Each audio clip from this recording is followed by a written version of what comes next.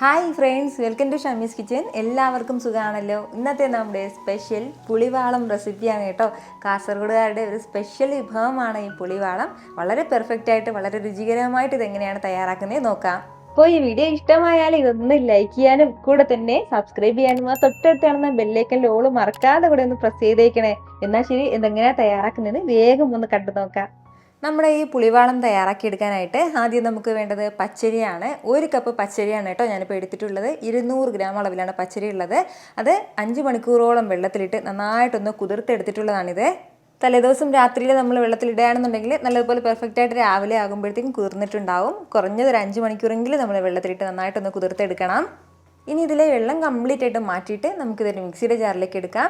അരിയെല്ലാം ഞാനിപ്പോൾ മിക്സിയുടെ ജാറിലേക്ക് ഒന്ന് മാറ്റിയിട്ടുണ്ട്. ഒട്ടും തന്നെ വെള്ളം ഇല്ലാതാണ് കേട്ടോ ചേർത്തിട്ടുള്ളത്.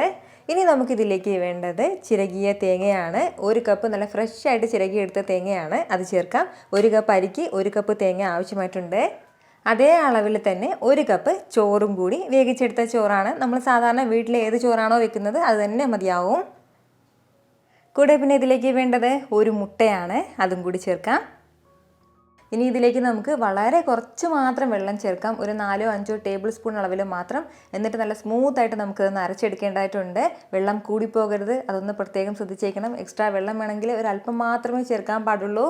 ഗ്രൈൻഡറിൽ അരച്ചെടുക്കാൻ പറ്റുന്നവർക്ക് ഗ്രൈൻഡറിൽ അരച്ചെടുക്കാം, അതല്ലാന്നുണ്ടെങ്കിൽ മിക്സി ഉപയോഗിക്കാവുന്നതാണ്.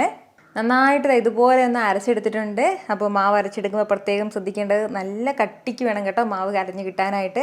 മിക്സിയുടെ ജാറിൽ അരച്ചെടുക്കുമ്പോൾ ഒന്ന് നിർത്തി ഒന്ന് അരച്ചെടുക്കാം.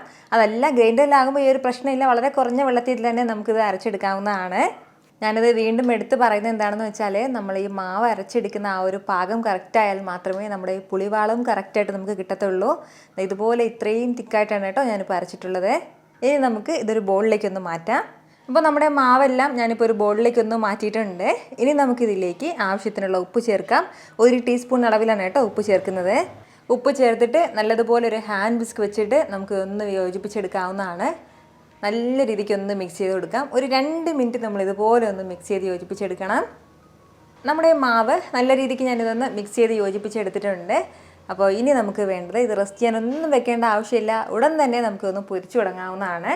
അപ്പോൾ ഇത് പൊരിച്ചെടുക്കേണ്ട രീതി എങ്ങനെയാണെന്ന് വെച്ചാൽ, കയ്യിലേക്ക് ഇതുപോലെ ഒരല്പം മാവ് എടുത്തിട്ട് ഇങ്ങനെ ഒന്ന് വരഞ്ഞു കൊടുക്കണം കേട്ടോ. അപ്പോൾ നമ്മൾ പുളിയുടെ ഷേപ്പിലായിരിക്കും അത് എണ്ണയിലേക്ക് വീഴുന്നത്.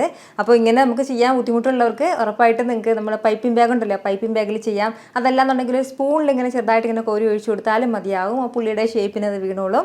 അപ്പോൾ ഇങ്ങനെ ചെയ്യണമെന്നുള്ള ഒരു നിർബന്ധവും ഇല്ല, നമ്മുടെ ആ സൗകര്യത്തിനനുസരിച്ചിട്ട് ചെയ്തെടുത്താൽ മതിയാവും. അപ്പോൾ മാവിൻ്റെ ആ ഒരു കൺസിസ്റ്റൻസിയൊക്കെ ഈ ഒരു രീതിയാണ്, അത് മാത്രമേ നിങ്ങളൊന്ന് പ്രത്യേകം ശ്രദ്ധിച്ചേക്കണം. ആദ്യം നമുക്ക് ഇത് പൊരിച്ചെടുക്കുന്നതിന് മുന്നേ എണ്ണ നല്ലതുപോലെ ചൂടായിട്ടുണ്ടാവണം. എണ്ണ നന്നായിട്ടൊന്ന് ചൂടായി കഴിഞ്ഞാൽ പിന്നീട് ഫ്ലെയിം ഒന്ന് കുറച്ച് വെച്ചിട്ട് വേണം മാവ് ഒഴിച്ചു കൊടുക്കാനായിട്ട്.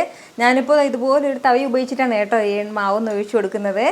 നമ്മൾ ഇതിലേക്ക് ഇങ്ങനെ പിഴിഞ്ഞിടുന്ന സമയത്ത് എണ്ണയുടെ ചൂട് കൈക്ക് താങ്ങാൻ പറ്റുന്നില്ല എന്നുണ്ടെങ്കിൽ ഒരു സ്പൂൺ വെച്ച് ചെയ്യുന്നതായിരിക്കും ഏറ്റവും എളുപ്പം. ഇതിന് ഈ പുളിവാളം എന്നുള്ള പേര് വരാൻ കാരണം ഏകദേശം ഒരു പുളിയുടെ ഒരു ഷേപ്പിലല്ലേ നമുക്കിതുള്ളത്. വാളം പുളിയുടെ ഷേപ്പിലാണ് ഇത് വരുന്നത്, അതിൻ്റെ പേരിലാണ് കേട്ടോ ഇത് പുളിവാളം എന്ന് പറയുന്നത്. നമ്മുടെ ഈ പുളിവാളത്തിൻ്റെ കളറ് ലൈറ്റായിട്ടൊന്ന് മാറിക്കഴിഞ്ഞാൽ പിന്നെ നമുക്കിത് എടുക്കാവുന്നതാണ്. ഒരുപാടിട്ട് കളറ് ചേഞ്ച് ചെയ്യാൻ വേണ്ടി നിൽക്കരുത്. നല്ലതുപോലെ മുരിഞ്ഞല്ല നമുക്ക് കിട്ടേണ്ടത്, നല്ല സോഫ്റ്റായിട്ട് വേണം കിട്ടാനായിട്ട്. ഇതുപോലെ തന്നെ നമുക്ക് ബാക്കിയുള്ളതും ഒന്ന് പൊരിച്ചെടുക്കാവുന്നതാണ്. വൈകുന്നേരത്തെ ചായക്കൊപ്പം വെറുതെ കഴിക്കാനാണെന്നുണ്ടെങ്കിലും അല്ലാന്നുണ്ടെങ്കിൽ രാവിലത്തെ ബ്രേക്ക്ഫാസ്റ്റ് ആയിട്ട് കഴിക്കാനൊക്കെ നല്ല ബെസ്റ്റാണ്. ഇതിൻ്റെ കൂടെ നല്ല ബെസ്റ്റ് കോമ്പിനേഷൻ എന്ന് പറയുന്നത് നല്ല നോൺ വെജ് കറിയാണ് കേട്ടോ. അതായത് ചിക്കൻ കറി എടുക്കാം, ബീഫ് കറി എടുക്കാം, മട്ടൻ കറി എടുക്കാം. അത് നമ്മുടെ ഇഷ്ടത്തിനനുസരിച്ചിട്ട് ഏത് വേണമെങ്കിലും അങ്ങനത്തെ നോൺ വെജ് കറികളാണ് കേട്ടോ ഇതിൻ്റെ കൂടെ സൂപ്പർ കോമ്പിനേഷനായിട്ട് നമുക്ക് എടുക്കാൻ പറ്റുന്നത്. കാസർഗോഡ് സൈഡിലേക്ക് വിരുന്ന് സൽക്കാരങ്ങളിൽ മെയിനായിട്ടുള്ള ഒരു ഐറ്റമാണ് കേട്ടോ ഈ പുളിവാളം. ഉറപ്പായിട്ട് നിങ്ങൾ ഇതുവരെ ഇതുപോലെ ട്രൈ ചെയ്ത് നോക്കിയിട്ടില്ല എന്നുണ്ടെങ്കിൽ ഒന്ന് ട്രൈ ചെയ്ത് നോക്കണം. എന്നിട്ട് നിങ്ങളുടെ ഫീഡ്ബാക്ക് എനിക്കൊന്ന് മറക്കാതെ അറിയിക്കുകയും വേണം. കാരണം നിങ്ങളുടെ ഫീഡ്ബാക്ക് കാണുമ്പോഴായിരിക്കും അത് മറ്റുള്ളവർക്കും തയ്യാറാക്കി നോക്കണം എന്നുള്ളൊരു പ്രചോദനം ഉണ്ടാകുന്നത്. എത്ര എളുപ്പത്തിലും രുചികരമായിട്ടാണല്ലേ നമ്മൾ തയ്യാറാക്കി എടുത്തിട്ടുള്ളത്. അപ്പോൾ ഇത് ഇഷ്ടമായാൽ ഇതൊന്ന് ലൈക്ക് ചെയ്യാനും കൂടെ തന്നെ നിങ്ങളുടെ ഫ്രണ്ട്സിനും ഫാമിലിക്കും എല്ലാവർക്കും ഇതൊന്ന് ഷെയർ കൂടി ചെയ്ത് കൊടുത്തേക്കണം. ഇതുപോലുള്ള റെസിപ്പിക്ക് വേണ്ടിയിട്ട് നമ്മുടെ ഷമീസ് കിച്ചൻ ചാനൽ ഫോളോ ചെയ്യാനും സബ്സ്ക്രൈബ് ചെയ്യാനൊന്നും ആരും മറക്കരുത്. വീണ്ടും നല്ലൊരു ഷാർ വീഡിയോ ആയിട്ട് നാളെ കാണാം. അതുവരേക്കും എല്ലാവരും ഹാപ്പി ആയിട്ടിരിക്കുക, സന്തോഷമായിട്ടിരിക്കുക, എല്ലാവരും സേഫ് ആയിട്ടിരിക്കണം. Take care friends, Tata.